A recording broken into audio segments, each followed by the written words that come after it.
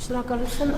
պարոն Փաշինյան, ձեր ներկուսակցական քարոզարշավը լուսաբանվում է, հա, ձեր կողմից եւ այնտեղ մի դրվագ տարածվեց, որտեղ դուք Արտաշատի քաղաքապետին ձեռքով հրում եք, վզում եք, որպեսզի լռեցնեք, չտա նախկին ոստիկանապետի անունը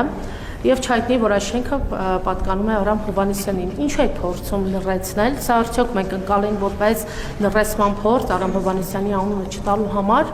Եվ արդյոք պետք է ենթադրենք, կարծենք, որ նախկինների թալանի մասին խոսող ձեր իշխանությունը փորձում է օրինակ ենթադրաբար Արամ Հովհաննիսյանի թալանը թաքցնել։ Եվ մեկ անձնական բնույթի հարցը, պարոն Փաշինյան, դուք մկրտված եք, եթե այո, ապա կարող եք ասել, որ եկեղեցում որքան անեց մկրտվել։ Շնորհակալություն։ Այո, ես մկրտված եմ, ես Սուրբ Սարգիս եկեղեցում եմ մկրտվել 2007 թվականի ենթադրում եմ հուլիսի 25-ի կողմերը Շուշանի ծնվելուց որոշ ժամանակ անց երեխաների հետ միասին եւ Տեր Կորյուն քահանան այնց մկրտե, որը կինոհայրենիքի մեր Բաքվում էր ապրում, ցավոք մահացավ մի քանի տարի անց։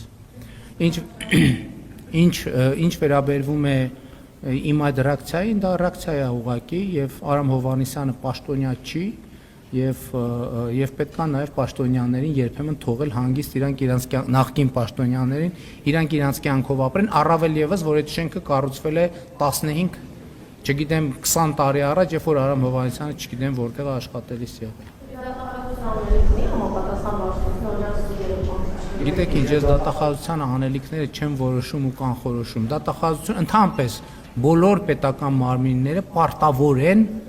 իրենց անելիքը անել։